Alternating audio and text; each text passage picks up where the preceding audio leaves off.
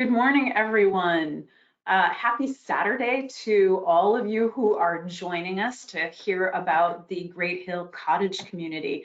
We are very excited to have you here with us this morning to learn more about this awesome opportunity in Guilford, Connecticut, one of my favorite little coastal gems in Connecticut to visit.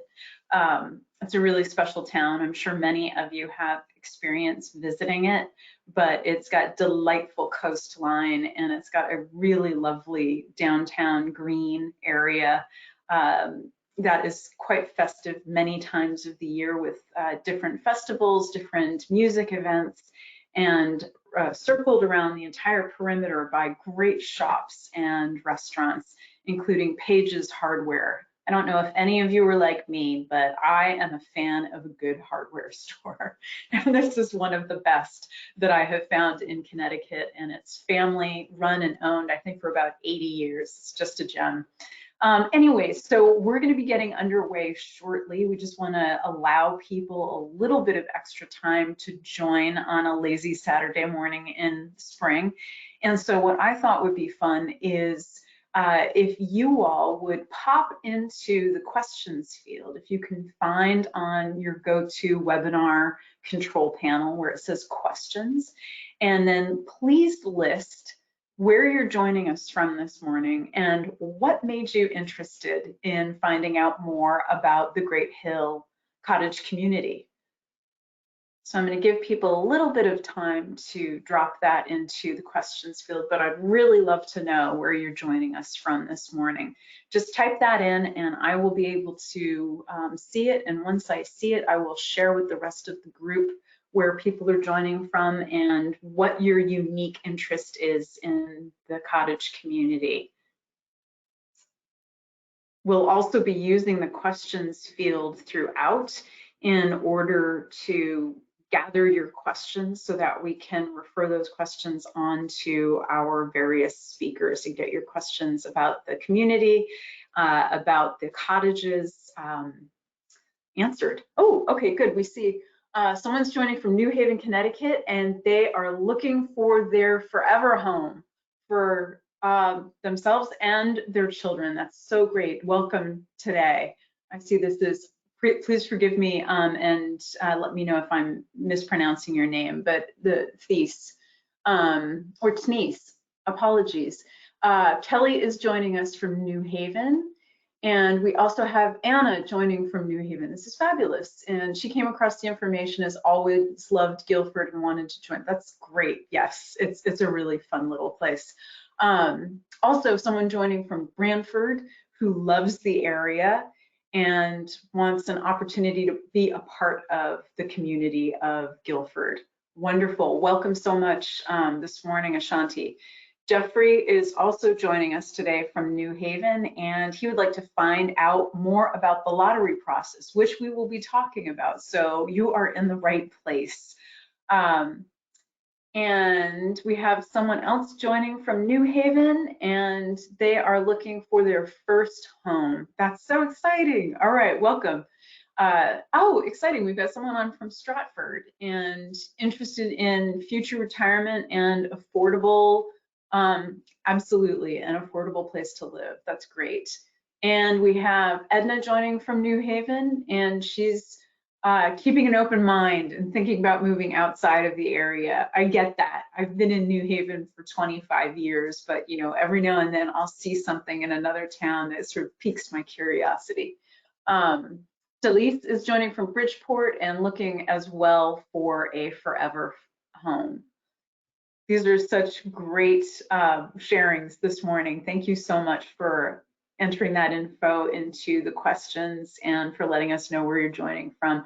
We're excited to present this information to you and to answer your questions this morning. So feel free, as people are giving their presentations, we've got two other presenters aside from me, although I'm just your master of ceremonies this morning, and you can pop your questions into the question field and I will do my best to keep track of them and relay them to the presenters. Yes, okay, and then I see Marquita is looking for something new and for something quieter from New Haven. I get you there. All right, so I think we've got a critical mass of people this morning. This is great. I think I'm gonna launch in to things. We're gonna get underway.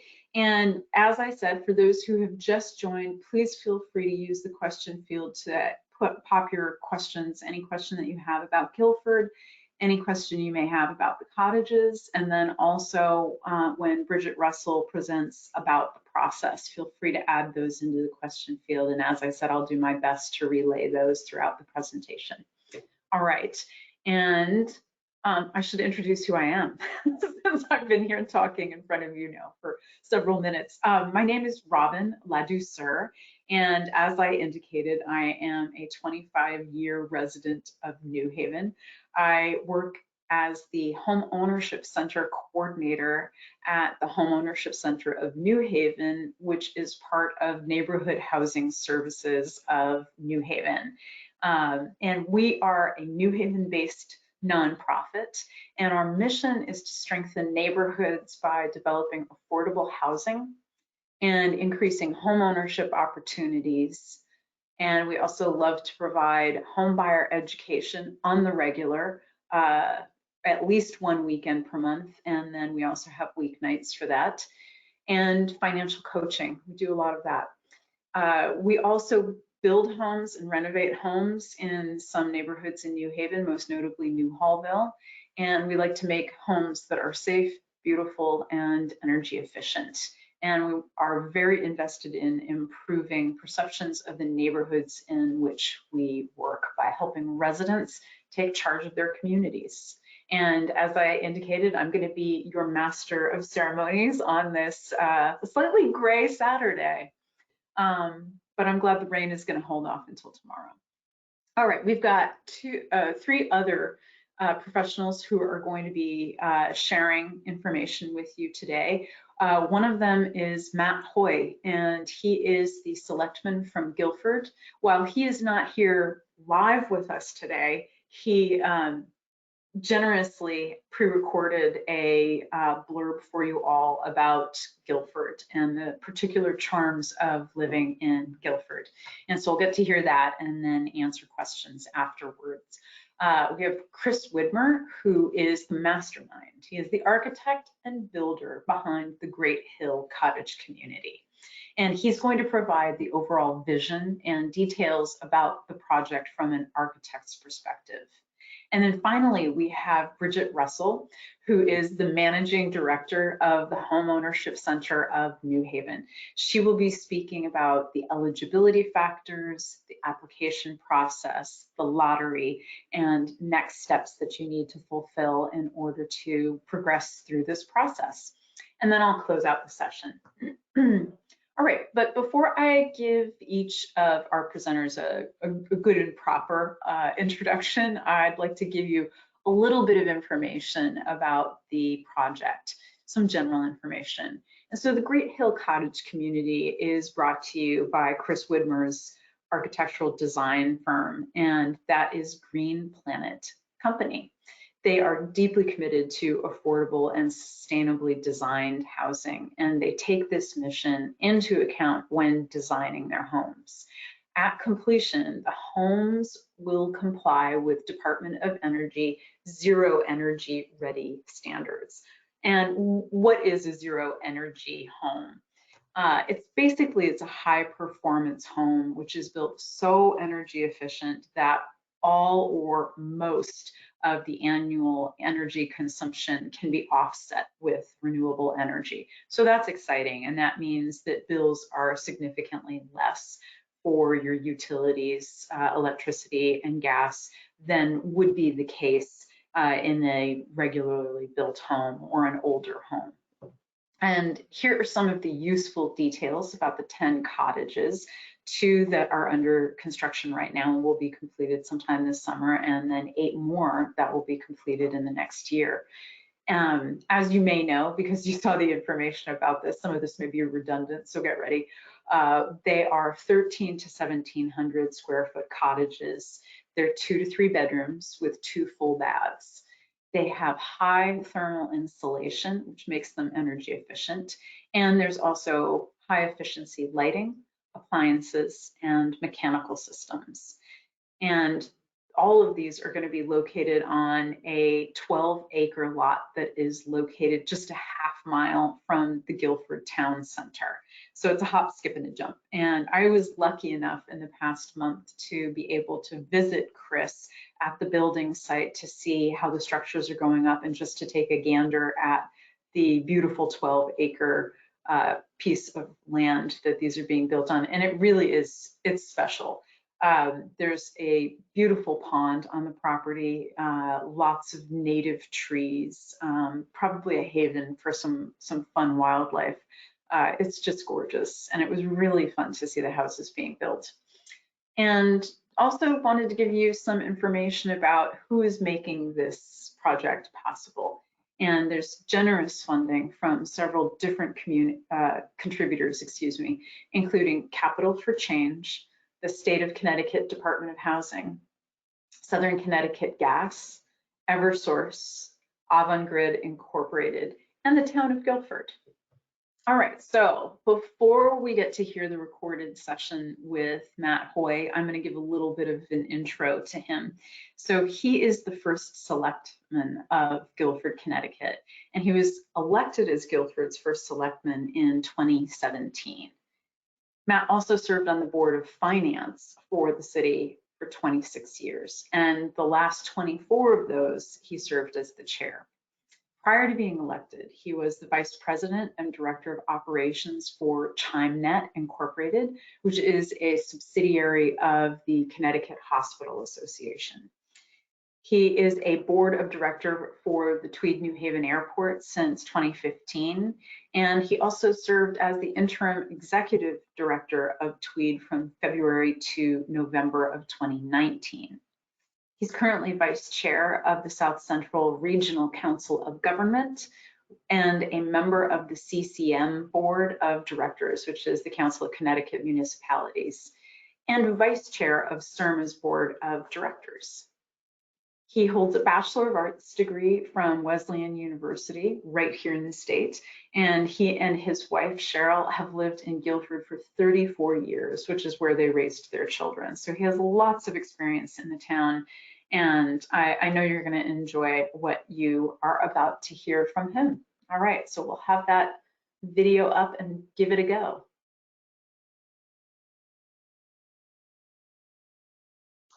Thank you, Robin. Good evening to everyone, and thank you to NHS New Haven Home Ownership Center, my new friends, Robin and Bridget, as well as my longtime friend, Chris Widmer of the Green Planet Company, for inviting me to participate in this event in support of the great Hill Cottage community. Chris has a long, successful record of developing projects like this and bringing them to quick and satisfactory completion. I and many others in our community are very excited about this project and the opportunities it will create for affordable home ownership in Guilford. This is one of two current projects that are undergoing here in town that will provide wonderful opportunities related to affordable housing. And based on the timelines you'll hear tonight, will be the first of those two to be completed. My role this evening is to tell you about our wonderful town. Not hard for me as the unofficial town cheerleader, and I can state unequivocally that I'm a little bit biased. Guilford, with just over 22,000 residents, has a real sense of community that is evident in so many ways and has been particularly evident during the last year in the pandemic.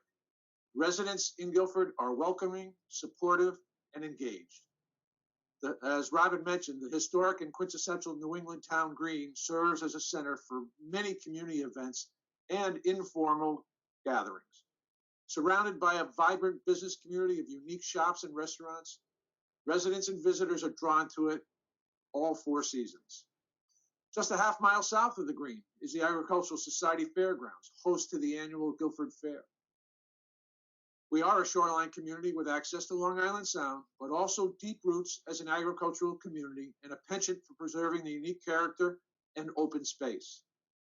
Between the town, land trust, and other agencies, we have over 10,000 acres of open space and those open spaces are home to 65 miles of hiking trails, as well as 25 miles of national New England trails.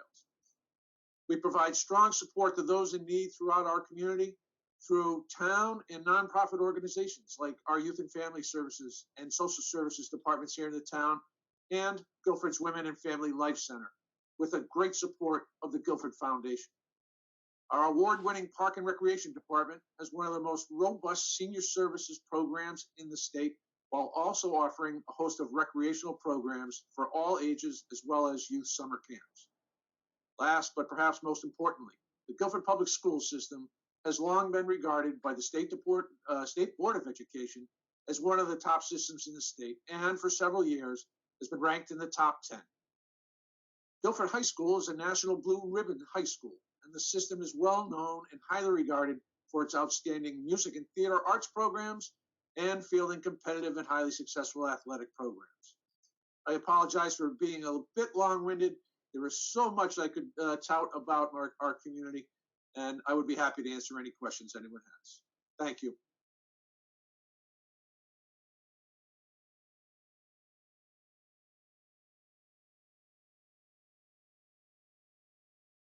All right. So if you end up having questions about Guilford, hold on to some of those briefly. I'm going to have Chris Widmer speak next, and then he's going to answer questions about the cottages, and he can answer some questions about Guilford as well. So hold on to those for now, and then we will move forward with questions after Chris speaks. All right, so as I mentioned, Chris is up next, and he is the visionary behind the entire project. Chris grew up outside of Philadelphia and received a bachelor's degree in architecture from Temple University. After relocating to Connecticut in 1994, he opened his own practice where he has designed a variety of different projects that include medical, educational, residential, and also commercial buildings. He's committed to practical design, excellence, and innovation in all of his projects. And he has several completed projects that have received design and community awards. Over the past few years, he has actively pursued green and sustainable design and renewable energy, incorporating this design philosophy into all of his projects. And several of his projects have incorporated LEED criteria, which is leadership in energy and environmental design, and he is working toward LEED certification. Chris is a licensed architect in the state of Connecticut and an active member of the American Institute of Architects. He's also an accredited professional in the LEED design program through the United States Green Building Council. He's completed extensive training in renewable energy techniques that include solar, geothermal, and energy efficient design. He is an active participant in the intern development program through the National Council of Architectural Registration Boards, and that creates awesome training and educational opportunities for architecture students. All right, Chris, thanks so much for being here today. Yeah, please come online and feel free to give a summary of the project. And in the meantime, I'm going to encourage everyone who has questions about the project and also about Guilford, type those into the questions field as you think of them. All right. Thanks so much, Chris. Thanks, Robin.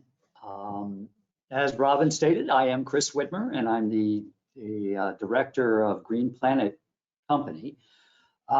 Green Planet, we started Green Planet a couple of years ago, primarily as so Green Planet is a nonprofit. We were formed with the mission to promote and develop affordable housing in Guilford and along the shoreline of Connecticut. And so this project is, this is our first net zero energy project. I think that it has, in my mind, it is just a fantastic project. And our goal was to create sort of cottages on this wonderful 12-acre parcel of natural wooded forests. So I think that my design for these really has to do with working with the surrounding environment and making it sort of fit in. Our site development, consequently, our site development has really,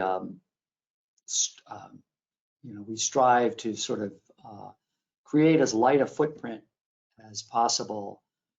We use sustainable practices in land clearing and development. Any trees, for example, any trees that were cleared on the site have been harvested. We had a portable sawmill on the site for the first two houses to take the trees that had to be removed for the houses and turn them into timbers to be used elsewhere, if not on our project, then on other projects. So we didn't really want to waste any of the existing materials from the site.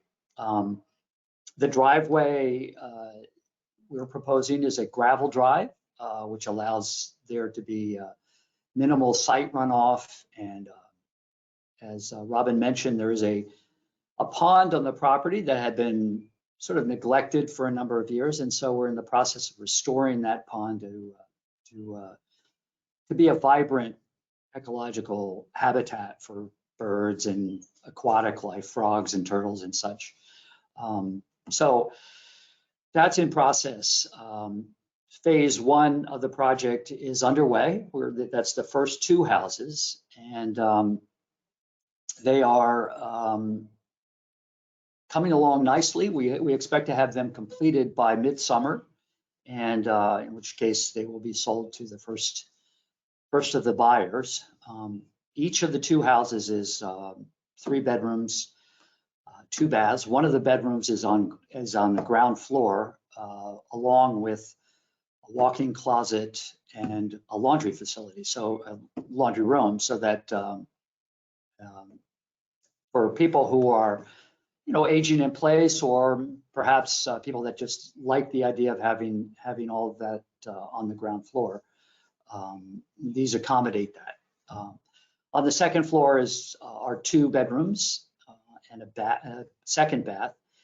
The ceiling on the second floor is cathedral ceiling, so it feels quite generous. Spatially, it feels quite generous. There's lots of windows, and as such, you can pretty much look out of any direction and see the woods surrounding the houses. So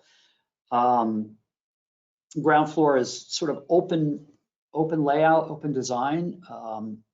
There are, the kitchen and living area and dining area are all sort of open, and yeah. So the second floor is designed and is built from timber frame, and so we have a wood frame ceiling that sort of is reflective of cottage style. The exterior of the houses is going to be a composite wood product that is recycled. The other thing about this project is we're using as much recycled material and sort of green and sustainable material throughout, and so that sort of adds to this green and sustainable philosophy which we've developed on this particular project. In order for us to qualify for the Department of Energy's Net Zero Ready program, the houses themselves have to be built to very high standards. The windows are all triple glazed casement windows, which means that they seal up quite well, but also provide almost 80 or 90% ventilation, meaning when they're open, they're quite open. So means that a lot of air can move in and out, especially this time of the year in the summer.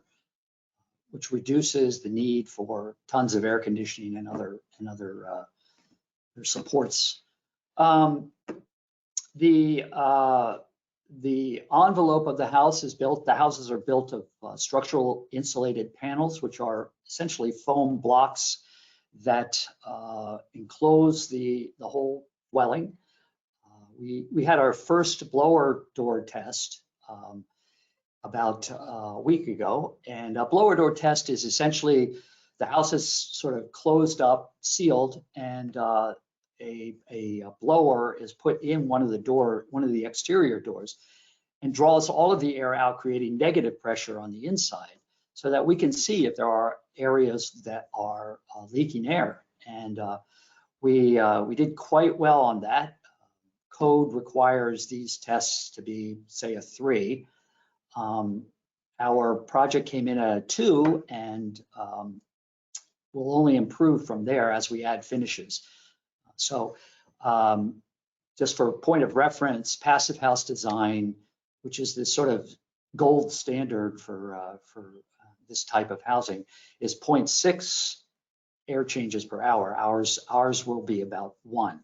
So we're doing quite well, and that's a third of what code requires. So that's part of it. We are, again, as Robin mentioned, our mechanical systems are state of the art. They're designed to essentially promote fresh air interaction, and houses built to this tightness, this level of air tightness, require there to be fresh air brought in, which we have incorporated into our mechanical systems. I think that that pretty much sums it up. I would encourage anyone to come by and just contact me directly and let me know if you want to come by and take a peek at these houses as they're under construction. I am there most days, and my office is literally right down the street, so it's close by. Also, I'd like to encourage people to visit our website. There are progressive pictures, and there's a video walkthrough of the first house on the website, and that is www.greenplanetco.org. So www.greenplanetco.org. Happy to answer any questions people might have about the houses. Thank you. So great. Yeah, and do check out the website if you haven't already, just because it has a really lovely layout, and you get some nice photos of the plans, the site, and then what is in process with the houses. There's even a video that shows a walkthrough of the houses in the midst of construction. So that's pretty cool. All right, so please feel free to drop your questions for Chris into the question box about both the property, the cottages, and then also about Guilford. If you have any questions about Guilford, we'll all sort of tag team in order to get those answered. All right, I see one question's already popped up, and that's, will there be choices before finishing the construction, such as colors and cosmetics? That's a good question. I suspect that there will be an opportunity to select from a color palette, and because we're doing 10 of these, we have each house is slightly different, and we encourage there to be multiple colors. But we're kind of we will present the end buyers with a color palette from which they can choose the exterior colors. The interior is pretty much, whatever you'd like it to be. I think we'll probably end up presenting or delivering the house in just sort of standard white, and colors can be added by the end buyers. So, but the exterior is still somewhat, up for grabs. And so I think what we'd like to do is present the end buyer with a color palette of probably a half a dozen colors that they could choose from, and that's a great question. Thanks for asking. All right, the next question is, hey, Chris, will you build more cottage homes in other cities? It's possible. It's possible. So going back to Guilford, just for a minute, I live here, so I'm somewhat biased. I love the town. I will say that Guilford has been incredibly supportive of our project. We went through a lengthy approval process, but without a lot of acrimony and a lot of just opposition. In fact, our zoning approval for this particular project was met with very, very little opposition, basically just questions. And so, and I think that's reflective of a town that has a philosophy that wants to promote diversity and wants to address affordable housing as a need, as a real need in the town. So, having said that, I have been a couple of local towns, Madison being one, has reached out to me and said, you know, is this something that we could do in our town? And I'm more than happy to share my experience with our project. This project's going to last probably until the end of next year, and so I probably won't be taking on other projects, but certainly am more than willing to advise and to help other communities develop this type of housing, which I think is just phenomenal. So that's a long answer to a short question. Okay, and I am still waiting for more questions to be added in. Any questions that you have about the layout, elements of the house, the cottage? Any other questions that you may have about Guilford? Please pop those into the questions area.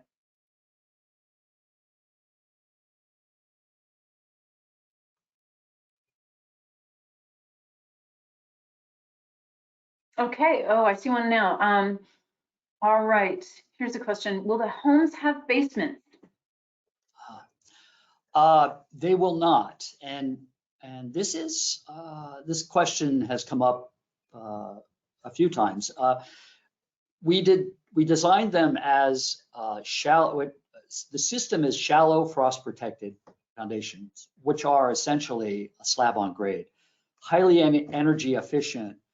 But in the case of our specific site, there was a lot of ledge, and removal of ledge to create basements would have created a lot of site disturbance and a lot of additional cost. And so we went with slab on grade, but we created this system that is super insulated. Essentially, the house sits on a layer of solid insulation. So it is very efficient.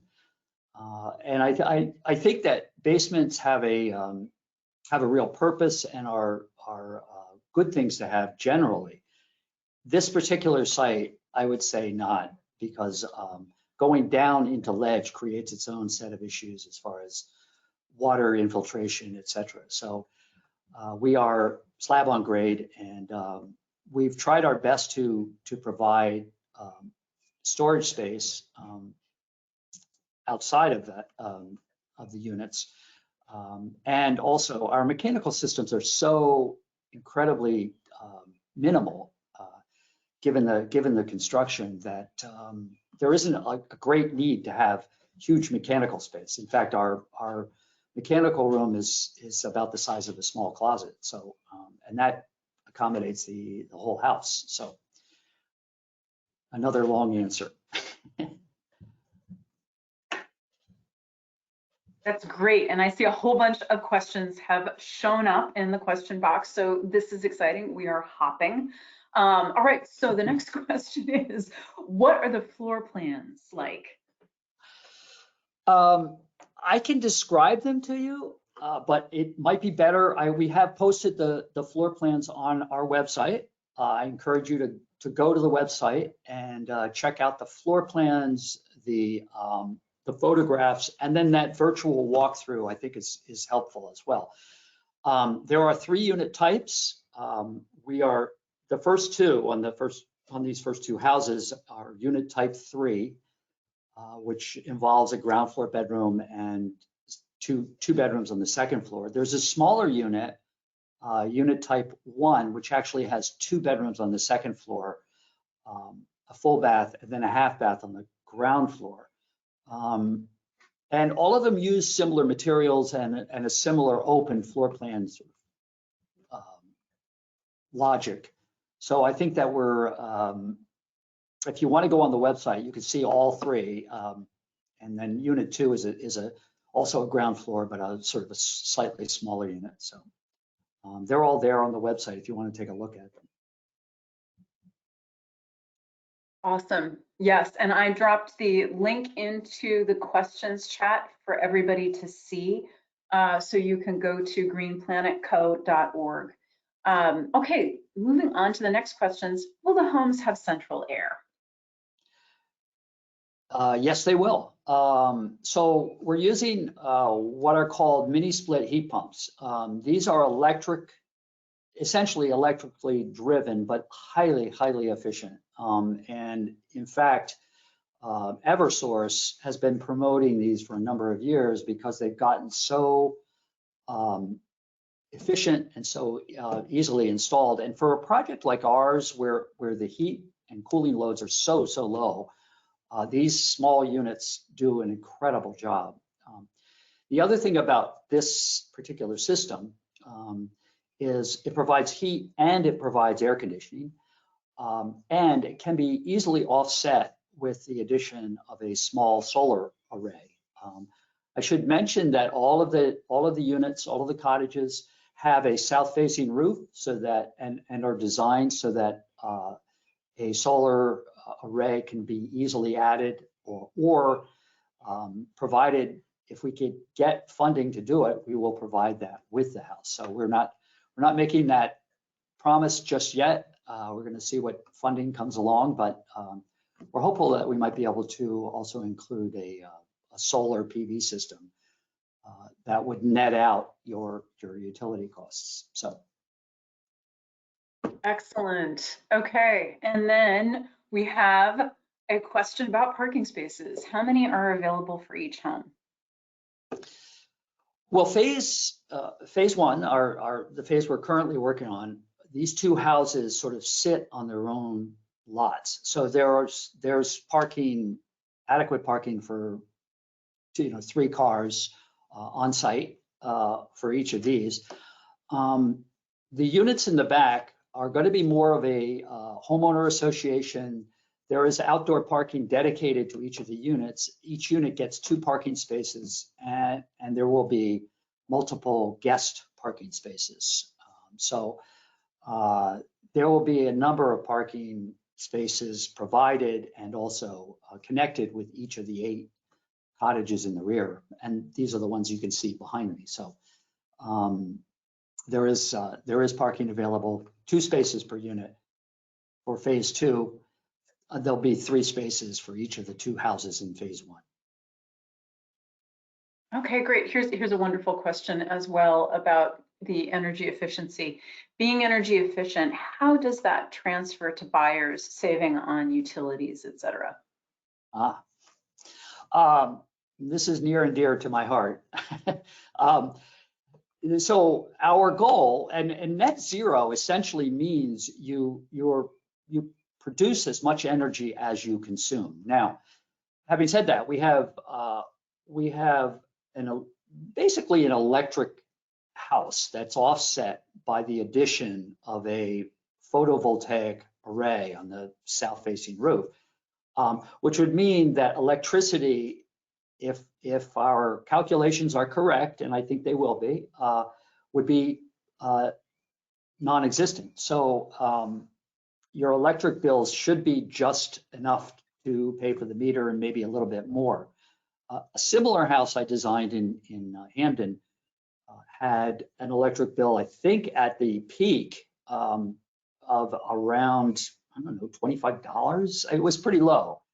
And so the other utility that we are bringing into the site is natural gas. And so that will be used for hot water heating, The dryer, I believe, is a gas-fired dryer. And then we have a small fireplace that will also have gas going to it. So there will be a small gas bill associated, which if we produce additional electric from our PV system, it would offset that cost as well, because essentially you would be on the plus side with your electric and on the minus side with the gas. So again, the goal here is to create homes that have a little or no utility bills associated with them. So. Excellent. Thank you so much for explaining that. Another question is, so there's plenty of storage space, question mark? There's never enough storage space. Let me just start by saying that. We've done our best to incorporate storage space. The first 2 units will have a separate shed, which can be used for storage of bicycles, trash cans, lawn equipment, things of that nature. The houses have no basement and no attic, but they do have extremely generous closet space, and additional outside storage will be available. Now, the units on phase 2, which are behind me, all have an attached storage shed, for lack of a better word, that would allow you to have storage connected to the house. So it's the nature of cottages to be kind of sparse in that regard, but we've tried to make use of every single space so that there is ample closet and storage space contained within the unit, although there aren't going to be attics or basements. So that is the short answer. Excellent. Okay, thank you for that answer. A question about the backyard. Is it open or safe for kids to be outside? Yes, it is. And we have, so with the first 2 houses, they are fairly self-contained. They're on their own lots.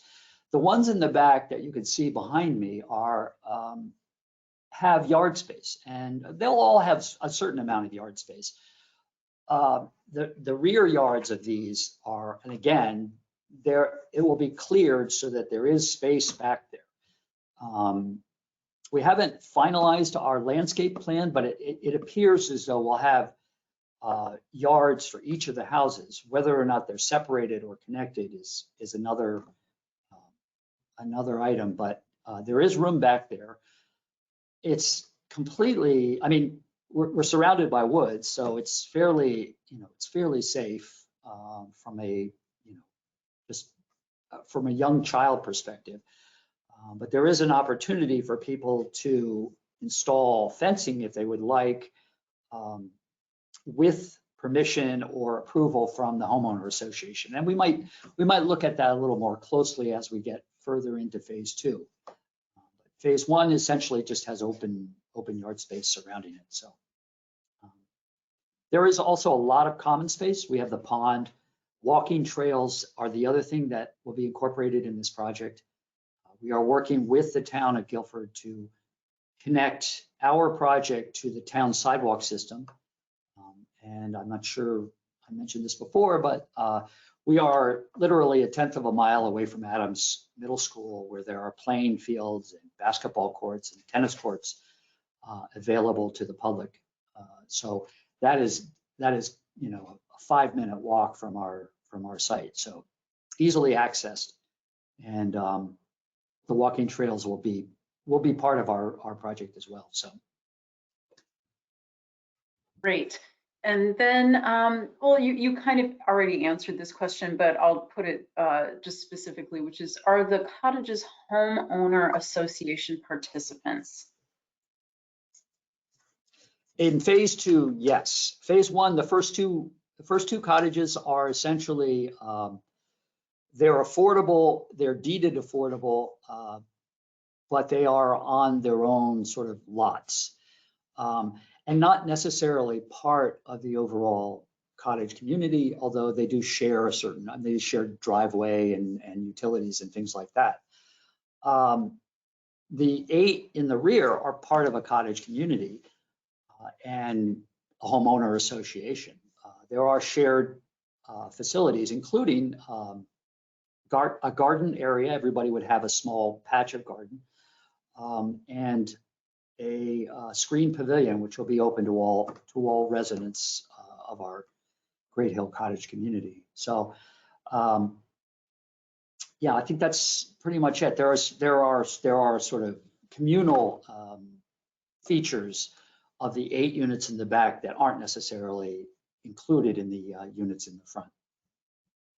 Okay, great. And then following on that, is there a forecasted HOA fee at this point in time? I might defer a little bit to Robin, to Bridget on that, because I think that we're in the process of developing that. Obviously, our goal, and actually the HOA fees will be adequate to cover, you know, maintenance, landscaping, common utility costs like lighting and things like that. But also we want those fees to be fair and reasonable so that they're not excessive. Our design of the cottages is such that the exterior of the cottages should require little or no maintenance over a long term. We're using materials and different techniques so that they once they're built, those should be relatively maintenance free. So the HOA fees, property taxes, insurance, mortgage principal and interest should all be at or below 30% of a person's income. So that's our goal in this project, and that's part of why we're doing it. Fantastic. Okay, so I think we've gotten through all of the questions. If there are any lingering questions, pop those in now, because otherwise I'm going to, we'll shift gears and I will intro Bridget. Got any lingering questions? Why don't you drop those in and I'll give it a few more seconds.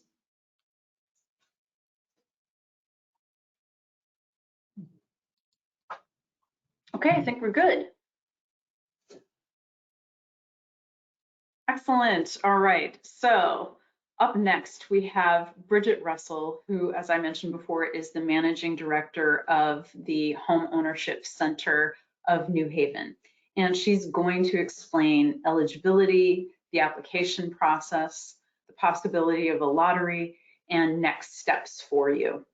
With more than 32 years of experience in financial management training and residential real estate, Bridget has served as the Managing Director for the Homeownership Center at Neighborhood Housing Services of New Haven for the past 14 years. She's managed the center's program development for client services and all staff training. She also directs operations of the pre- and post-purchase curriculum design, credit coaching, financial literacy, foreclosure prevention, and reverse mortgage counseling. In addition, she manages HOC Realty, which is the newly formed nonprofit full-service realty company, which is the first of its kind in the state. She's a graduate of the College of William and Mary with a degree in political science. And she has also completed coursework in the NeighborWorks Training Institute at Freddie Mac, Fannie Mae, and also at HUD, the Housing and Urban Development Department. She has also served as the co-chair for NeighborWorks National Homeownership Center Advisory Board and currently serves as the chairperson for the Housing Committee on the executive board at the Greater New Haven NAACP. All right, Bridget, please take it away. Thank you so much, Robin. I'm so happy to be here today with my colleagues, both Robin and Chris from Green Planet Company.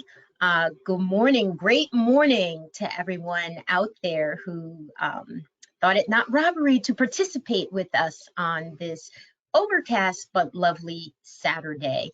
And I think I'm going to start just by talking a little bit about the Homeownership Center at Neighborhood Housing Services. I always like to say our motto is meeting you wherever you are on your home ownership journey. And I think one of the great things about us participating with Chris with this great development for first-time home buyers who are going to be under a certain area median income, and I'll get more into that as I actually get into the presentation. But one of the things we have to offer, and probably one of the passions about my job working with first-time home buyers, is really having relationship with a lot of the lender partners out there who offer some pretty fantastic first-time home buying mortgages. So I want to ask you guys, and if you could just put it in questions really quickly. I'm going to talk about a buyer's market. I'm going to talk about a seller's market for those of you who have been out in the market actively working with realtors or just actively looking. Do you think it's a buyer's market or do you think it's a seller's market right now? And I'll give you a hint. In a seller's market, it means that the inventory of homes out there is somewhat restricted in that there's not a lot of inventory out there, but you have a lot of buyers out there. And in a seller's market, oftentimes what will happen is the seller will be getting close to asking price, if not asking price for their properties, and sometimes above asking price if there are 3 or 4 potential buyers who are interested in bidding on that particular property. So that's a seller's market. A seller's market is where the seller is king or queen. And I always say, conversely, in a buyer's market, the buyer is king or queen. And that is where you have many properties, a plethora of properties on the market, but you don't have a lot of buyers out there. So in a market such as that, the buyer is really setting the mark for what the price is going to be with the home, because they have other homes, they have a lot of inventory, they have a lot of choices out there. So is it a buyer's market? Tell me, guys, is it a buyer's market or is it a seller's market? So I'm going to give you guys a little hint out there. It is a booming seller's market right now, an absolute booming seller's market.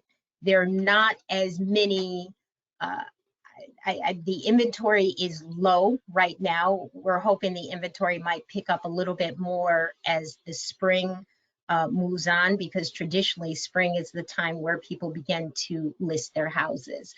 I always like people to know that, because I think you need to know the market you're in when you're purchasing.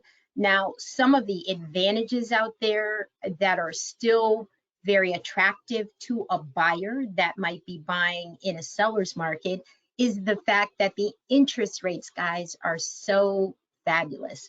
The interest rates, which I'm going to say for the last 7 years have consistently been low, have been at an all-time low. So that makes it attractive. And unfortunately, in our area, you know, the rental rates tend to be high. So when you look at the fact of trading in your rent for a mortgage, a lot of times you're able to stay within whatever your rental was. And many times our customers are, you know, if not a little lower than their rent or at their rent, they're slightly higher than what they've been paying every month for their rent. So that's a little bit of information about the market.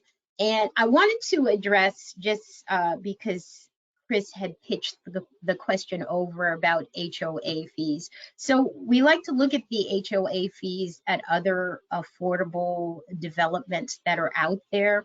And one that I looked at was one that was in North Haven that has probably consistently kept their HOA fees somewhere in the low 200s, under $210. So if we could get something that Chris, I'm thinking that's, 200, or if it was under 200, it would be even better. But that is probably a range that we're trying to work within. Now, my role today is really to talk to you guys about buyer eligibility, the application process, the lottery, and next steps, and any questions that you guys might have after that. So let's get started. The Great Hill Cottage Community, you've heard so many great things from both Robin and Chris about the overall development. So I want to talk about the buyer eligibility addendum, because you would sign a purchase and sales agreement, and the properties are going to be anywhere from $180,000 on up to $260,000. And once again, this is new construction, and there is nothing out there I see within that price range. So number one, with the purchase and sales agreement will come a buyer eligibility addendum. Owner occupancy, that is something that is major with all of the first-time home buying programs. And if you wanted to take advantage of the down payment and closing costs, and that's another thing, besides having relationship with many lenders and knowing a lot about some of the first-time home buying programs that are out there today, we also have relationship with down payment and closing costs. We also administer a down payment and closing cost program, and hopefully we're going to get funding back in that program within the month of May. That program is a program that covers New Haven counties, which Guilford would be a part of New Haven County, and that is a up to $10,000 forgivable program. Most of the forgivable programs for down payment and closing costs are over a 5-year period. If you live in the house for 5 years, the money is totally forgiven. You never have to pay that down payment and closing costs back. So owner occupancy requirement is always important. It's not for investors. When we talk about restrictions on resale or refinancing, this basically means if someone purchased within this development and say 5 or 6 years later was transferred out of the area and they had to sell their unit, that they would give Chris a call, and Chris, if he still has relation with us, might give us a call, and we would do the maximum calculation for resale. So there is a resale calculation that's done, and then you're told this is the maximum amount that you can put your unit on the market for.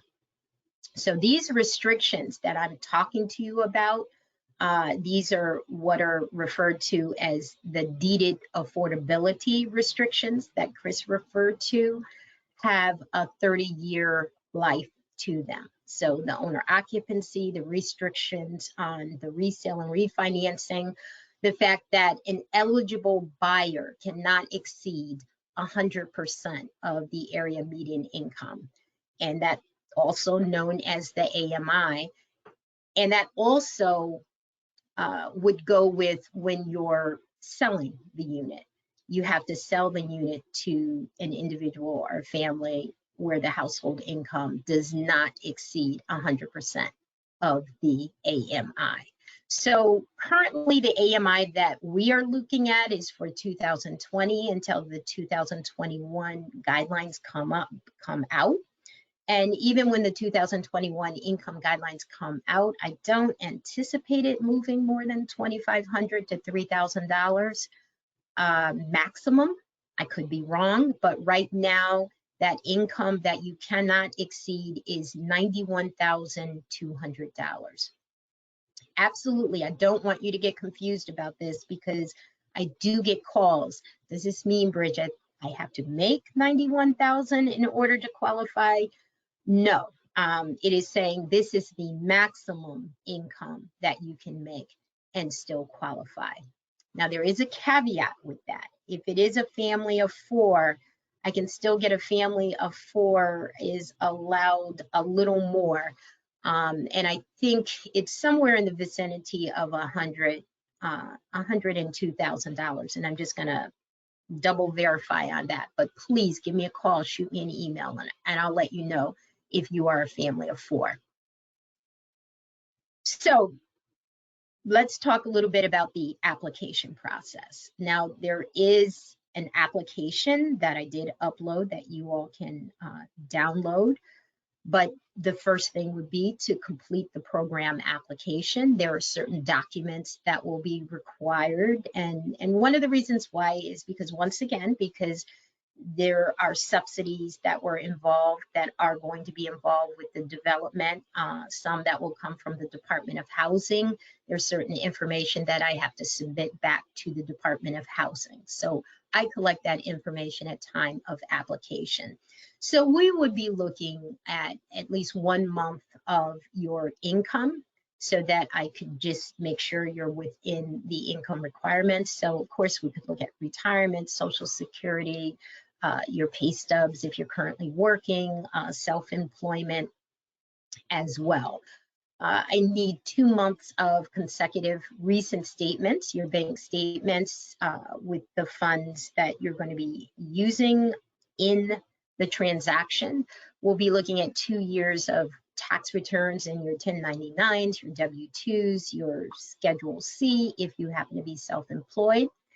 And then we also need you to have a pre-qualification or pre-approval letter from a lender so that we can see that you qualify for an amount that would allow you to put a contract on a particular unit. Now, just a reminder once again, I look at gross income. We don't look at adjusted gross income with this particular program, and we do look at your total household income. Now, just because what I spoke to you about at the very beginning, it's a seller's market, and you know there are limited inventory. There's a limited inventory of homes that currently are on the market. So there is a chance that this program could be oversubscribed. So if I get applications, and once we review the applications, and if we have more applications that are qualified, that meet all the income and buyer eligibility requirements, than number of units we have, then that is a case where we would have a lottery. And how would the lottery work? We would do a lottery. We'd probably do it sometime in May, sometime in early or mid-May. We'd probably do it at the site, just being safe, masking and everything, but we'll be outdoors, and we would actually, you know, do the lottery at that point in time. So there would be more information forthcoming about the lottery if the lottery is something that we will be, that it will be necessary to do because we were oversubscribed. Now, application, just getting back to the application. The deadline for you to get the application back to me with the documents that I described to you in this PowerPoint would be Monday by 5 p.m. So the applications can be emailed. They can actually be brought to our office. We're located on 333 Sherman Avenue in New Haven. We have a drop box located on our building 2, and the application along with the documents can be put into the drop box, or everything can be scanned, everything can be emailed. And I always like when you email, if you can email to 2 email addresses, you can email Great Hill Cottages at nhsofnewhaven.org. And you can copy me as well, B. Russell at nhsofnewhaven.org. You can email either email address if you have any additional questions about anything that I've just covered, or as Robin said, please don't hesitate to ask questions now. So this is the end of my presentation. And Robin, I don't know if there are any questions pertaining to anything that I've said. Not yet, but I want to give people a chance to drop that into the questions box. Okay.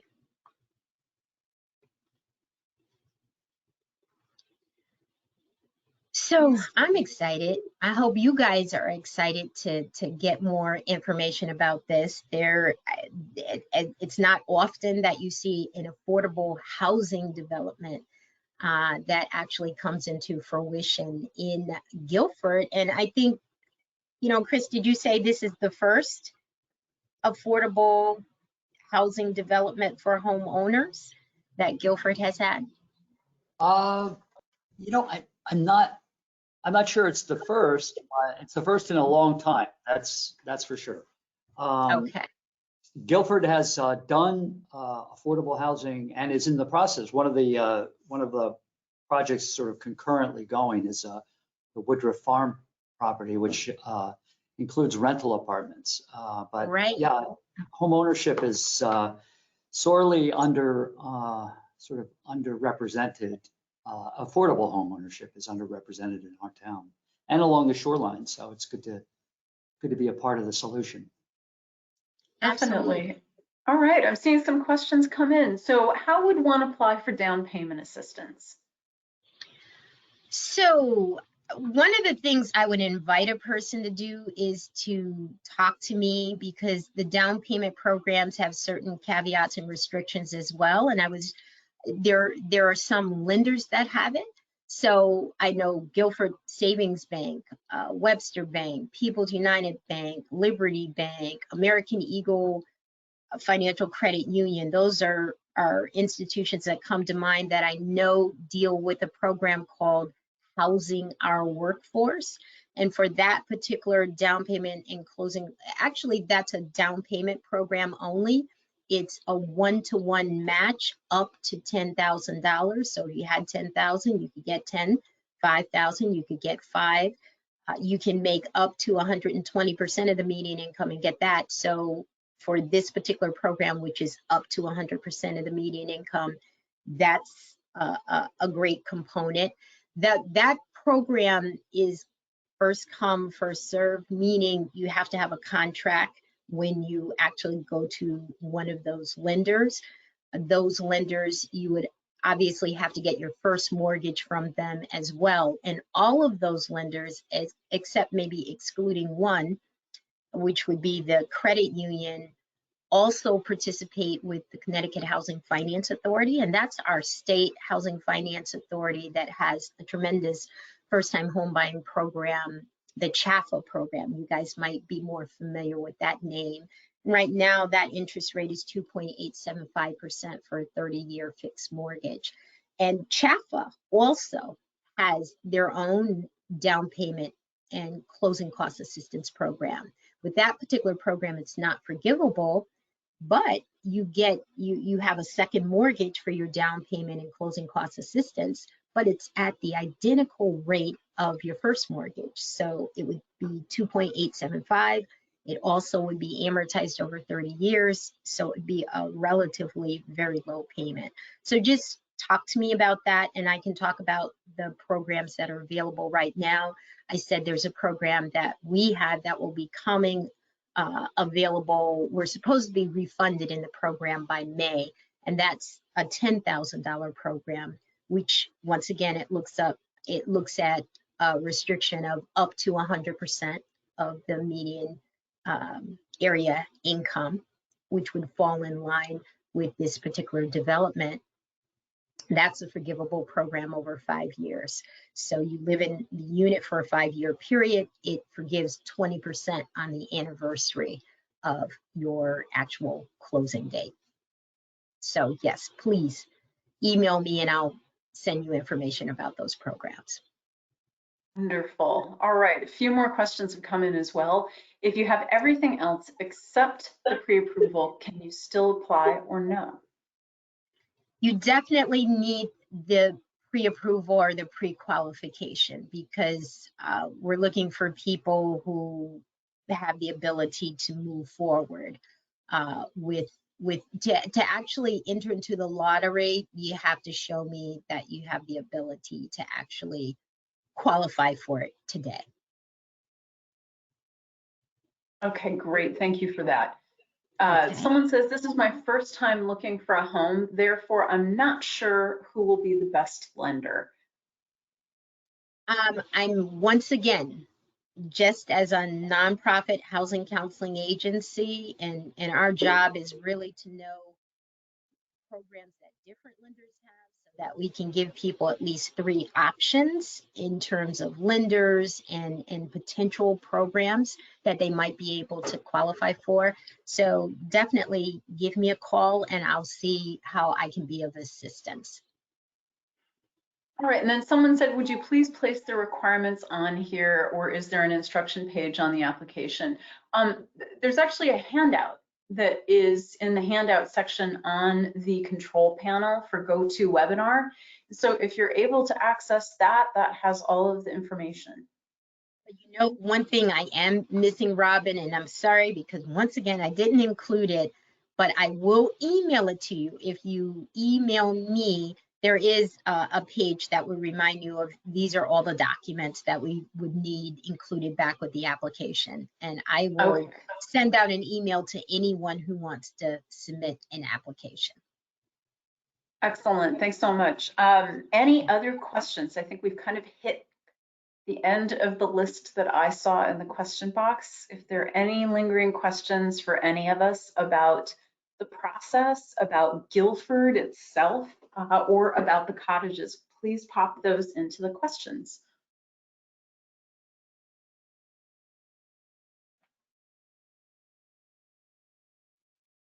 All right, I'm not. And don't worry, guys, if something occurs to you after our info session today, once again, Great Hill Cottages at nhsofnewhaven.org, B. Russell at nhsofnewhaven.org, and we will get the answers back to you as soon as possible. That's great. All right, so I am not seeing any new questions popped into the question box, and so I'm gonna close out the session. We are so grateful you joined us this morning to learn more, and we had the opportunity to share some information about the cottages, Guilford, and also the process for applying. As Bridget said, please reach out with any lingering questions or questions that pop up, you know, later today or tomorrow. That always happens to me, where there's a question I realize I didn't get to ask because it wasn't in my mind at the time. And so please feel free to reach out and we will get back to you. Have a wonderful rest of your Saturday and a wonderful weekend. Thank you again for joining us. Thank you. Bye-bye. Bye. Be well, everyone. Take care.